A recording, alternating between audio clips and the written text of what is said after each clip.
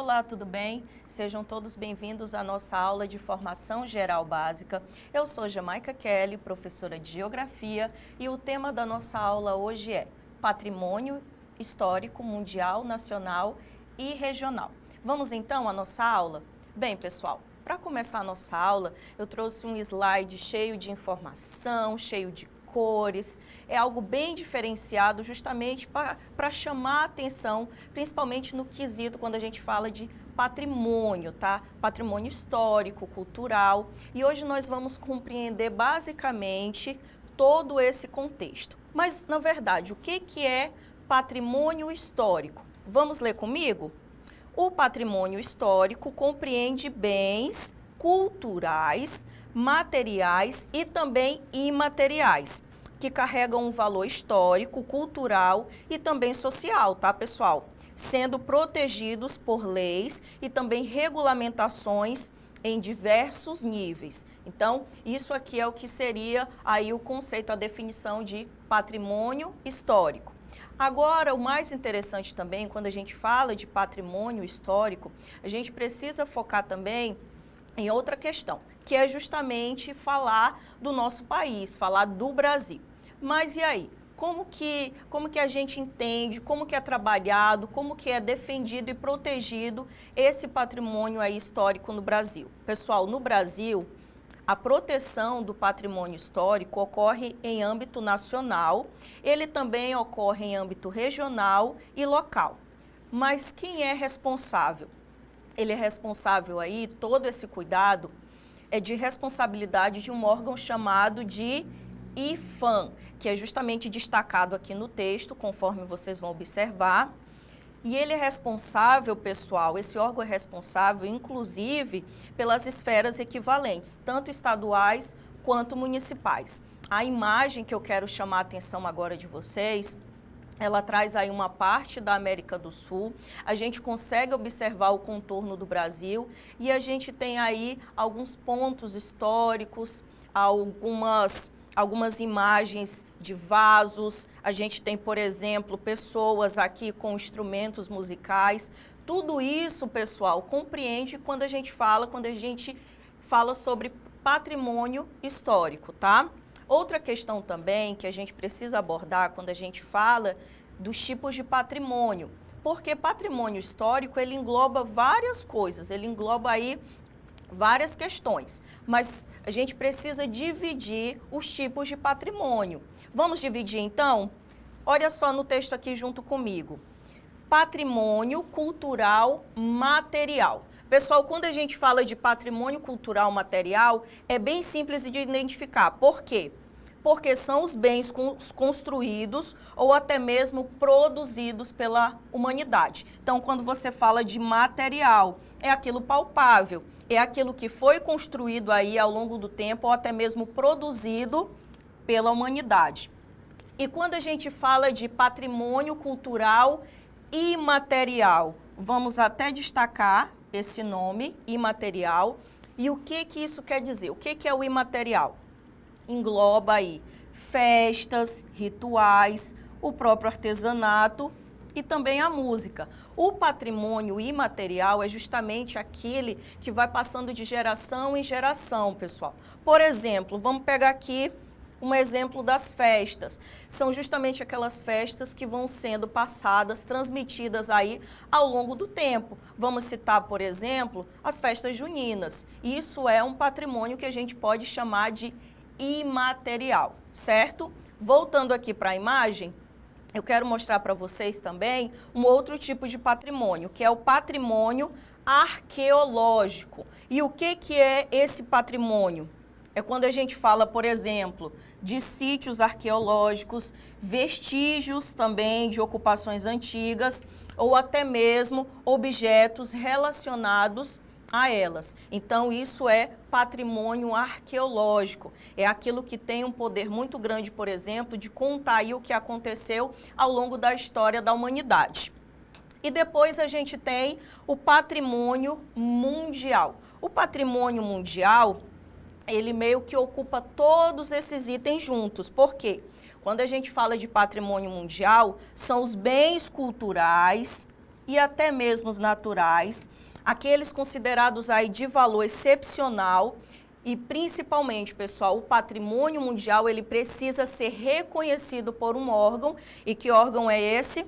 A Unesco. Para quem não sabe, a Unesco é uma agência da ONU, da Organização das Nações Unidas, justamente para cuidar do patrimônio, para cuidar da cultura e também para transmitir ela, defendendo ela aí ao longo dos anos e fazendo com que ela seja protegida, certo? Vamos lá então.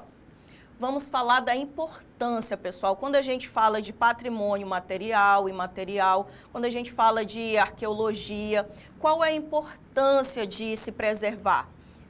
A importância é que a gente está preservando a memória, a gente está preservando principalmente aí a identidade de toda uma sociedade. Por exemplo, quando a gente fala de patrimônio histórico, ele também pode contribuir para o turismo cultural, atraindo aí turistas, e isso pode gerar receitas para as comunidades. Então, é necessário, é importante proteger tanto o patrimônio material como o imaterial e até mesmo o patrimônio arqueológico. Ele também tem a importância aí dentro do desenvolvimento sustentável. Mas por quê, professora? Porque muitas vezes o uso sustentável desses bens patrimoniais podem contribuir aí para a geração de empregos, principalmente quando a gente fala de turismo, tá? O turismo arqueológico e até mesmo o turismo cultural, certo? Pessoal, em resumo, resumindo aí um pouco do que foi a nossa aula, é basicamente o seguinte: a proteção do patrimônio histórico no Brasil é um esforço conjunto envolvendo aí leis, órgãos governamentais e até mesmo a própria sociedade civil, visando o quê? Visando preservar a memória, a identidade e a diversidade cultural no país. Só lembrando, pessoal, que o órgão responsável por toda essa proteção é o IPHAN. Aqui eu quero deixar com vocês as nossas referências. Espero muito que vocês tenham gostado da nossa aula de hoje. Nessa última imagem, a gente vai poder aí ver diversos exemplos do que é o patrimônio histórico, cultural, o patrimônio imaterial, o material. A gente consegue até observar uma imagem que traz aí o patrimônio também natural, certo? Detalhe, é uma questão lá do Enem de 2017 e ela traz uma informação importantíssima para você que assistiu a nossa aula aí de Patrimônio Histórico Mundial, Nacional e Regional. Vamos ler? Começa com o artigo. Qual é o artigo? 231. O que ele diz? São reconhecidos aos índios sua organização social, costumes, línguas, crenças e tradições e os direitos originários aí sobre as terras que tradicionalmente ocupam, competindo a União demarcá-las, proteger e fazer respeitar todos os seus bens. Aqui, então, é um trecho aí do artigo 231 da Constituição da República Federativa do Brasil, lá de 1988. Agora nós vamos observar o comando da questão. Leiam junto comigo. A persistência das reivindicações relativas à aplicação desse preceito normativo tem em vista a vinculação histórica fundamental entre... Só lembrando, vou ler novamente o comando da questão. A persistência das reivindicações relativas à aplicação desse preceito normativo tem em vista a vinculação histórica fundamental entre, opção A, etnia e miscigenação racial. A gente está falando aqui de uma organização social e costumes dos índios. Então, a gente pode cancelar a questão de miscigenação. Opção B, fala da sociedade e igualdade jurídica, novamente uma que nós podemos aí descartar. A alternativa C, fala do espaço e sobrevivência cultural. Essa daqui a gente pode deixar aí em observação e vamos ler então a alternativa D. Fala do progresso e da educação ambiental. Na verdade, não. Ele fala justamente ao contrário. Ele fala da preservação dos costumes, das línguas, das crenças e do próprio local, tá? E a opção E fala do bem-estar, aí é fundamentada no bem-estar. E modernização econômica, novamente, podemos cancelar essa questão aí de modernização econômica.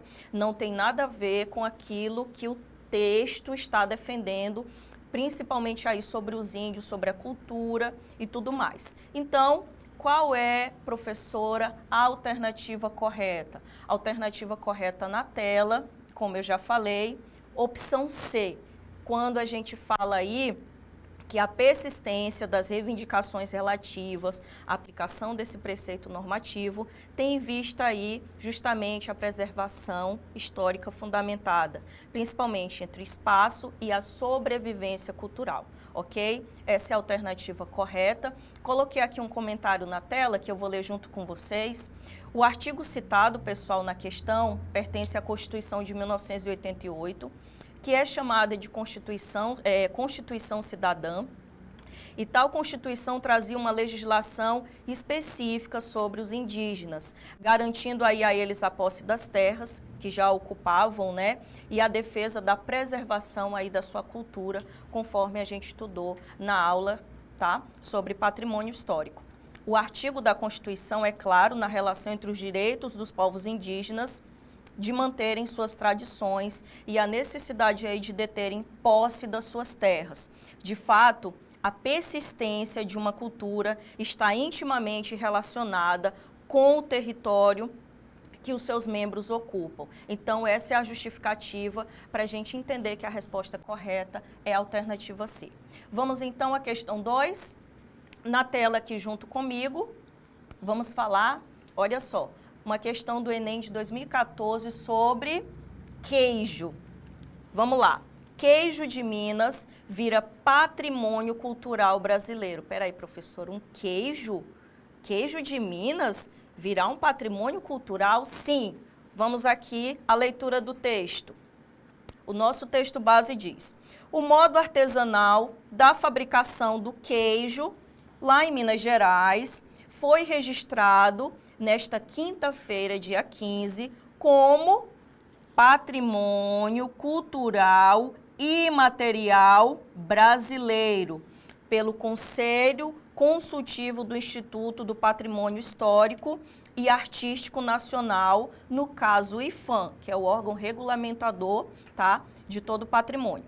O veredito foi dado em reunião do Conselho, realizada lá no Museu de Artes e Ofícios, em Belo Horizonte.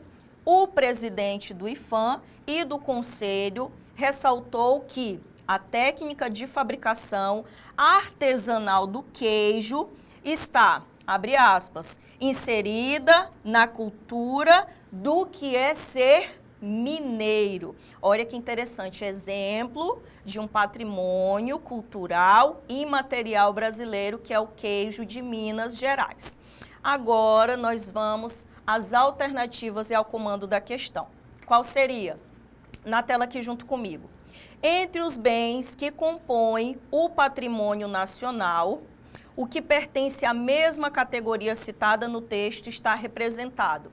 Olha só, ele fala entre os bens que compõem aí o patrimônio nacional, que pertence à mesma categoria citada. Qual é a categoria? No caso, patrimônio, tá? Histórico e imaterial, seria a mesma categoria. Vamos às alternativas. A primeira imagem, eu não sei se vocês vão conseguir observar na tela, a primeira imagem diz respeito aí ao Mosteiro de São Bento, que fica no Rio de Janeiro. A segunda imagem, a alternativa B, é uma imagem de Tiradentes esquartejado, é uma imagem de 1893, de Pedro Américo. A alternativa C diz respeito a uma imagem que é o Ofício das Paneleiras de Goiabeiras, no Espírito Santo. A alternativa D, o que é essa imagem, professora? É um conjunto arquitetônico e urbanístico da cidade de Ouro Preto, em Minas Gerais.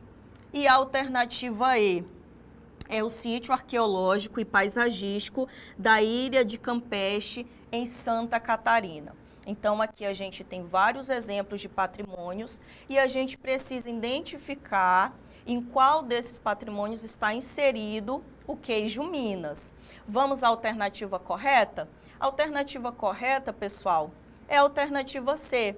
Mas por que, professora, a alternativa correta é a opção C? O ofício das paneleiras, pessoal, é um ofício passado de geração em geração que existe há muito tempo, ou seja, é um patrimônio histórico imaterial, porque é aquilo que é ensinado aí pelas pessoas que vai passando de pai para filho e assim ele vai, como é que eu posso dizer, e assim ele vai se mantendo, certo? Ao longo do tempo até os dias de hoje, ok? Vamos à justificativa da nossa alternativa?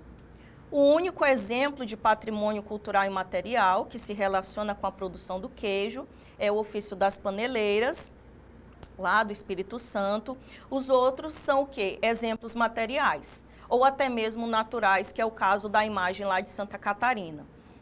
Patrimônio material, não vamos esquecer, é aquele que corresponde às práticas artísticas ou culturas do povo, transmitida aí através das gerações, tá? Então, essa é a alternativa C, alternativa correta. Pessoal, essa foi a nossa aula de hoje. Aqui nós temos as nossas referências.